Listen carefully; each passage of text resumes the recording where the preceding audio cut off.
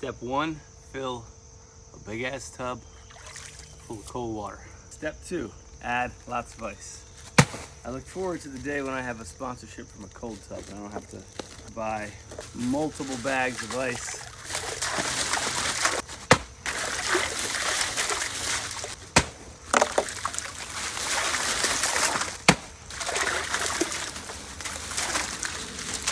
Step 3, be a dumbass and willingly choose to get into the cold water. Whew.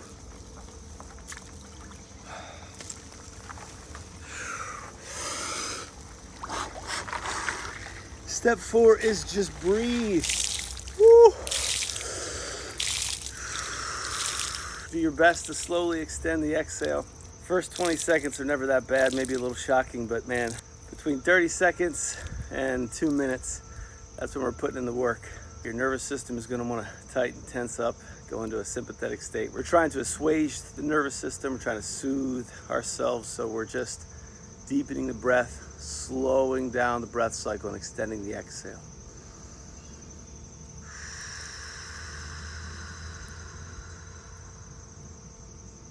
Doing everything we can to focus our attention on the breath, but not to the exclusion of our freezing body, right? We want to include those sensations in our experience as well.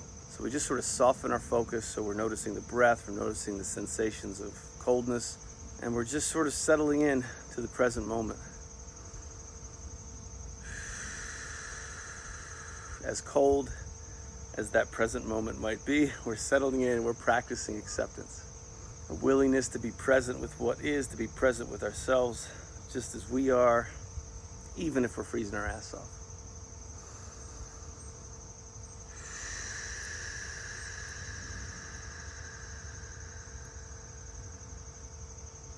And as often as your mind pulls away to a story, I can't do this, it's too cold, I gotta get out, just do your best to keep coming back to the breath, centering yourself on the breath. Obviously, you're gonna do this at a level that's accessible to you and that's compassionate, right? Most people start their cold water journey with just cold showers. You can start with a hot shower, flip that dial to cold water for the last 30 seconds, maybe to begin with, work your way up to a minimum of 2 minutes. Eventually work your way to an ice bath, but always, listening to your body. Disclaimer, always consulting your health professionals. But yeah, it's invigorating. By this point, I'm just chilling and it just feels good. Sitting in an ice bath is different than sitting in like a freezing cold river, because that moving water, man, it has a way of cutting through. When you just sit in this ice bath, your body creates this little envelope of heat. So if you want to kind of stir things up a little bit, ooh, yeah, it gets cold. Once again, real quick, just by moving that water a little bit. And again, we just come back to the breath. Marty's rolling up to mow my lawn. Hey, Marty.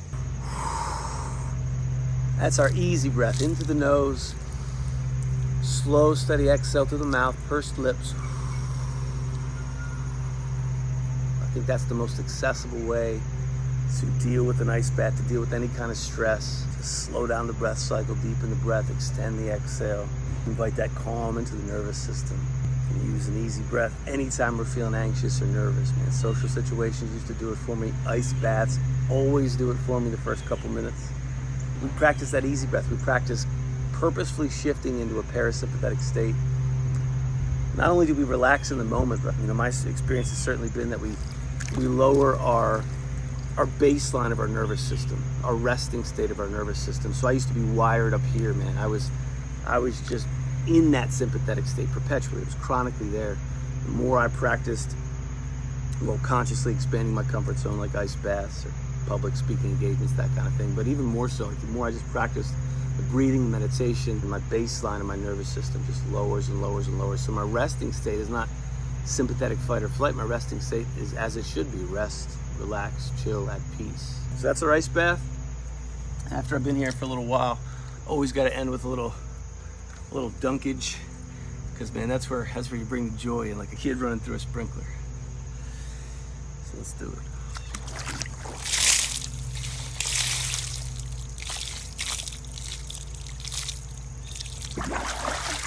Yes!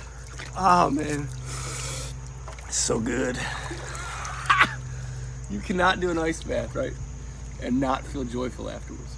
You might feel miserable at parts during it. That misery usually shifts to a sense of empowerment and joy. Without fail, I think. Not usually, like without fail. If you really stick through it, you gotta feel a sense of accomplishment for purposely expanding your comfort zone wherever that practice comes in. Ice bath or whatever you find challenging. You step into that territory at first, yeah, you're nervous, you're tense, you're afraid, but you go through that fear and you're empowered, you're joyful, you feel good, you feel purposeful. Every time I do an ice bath, I'm reminded of my high school yearbook quote, of which I knew nothing about at the time. I was in high school, my fear defined my life. I was riddled with social anxiety, and so I just avoided people every chance I got. And if I couldn't avoid people, I was forced into a social situation, I would do my best to avoid the feeling by drinking. Mark Twain. Courage is not the absence of fear, but the mastery of it. So you go into that fear and you realize, a greater strength, and you realize a trust in something more than yourself, or something more than your self-limiting thoughts. So that's what the ice bath practice is all about. I'm gonna dip again.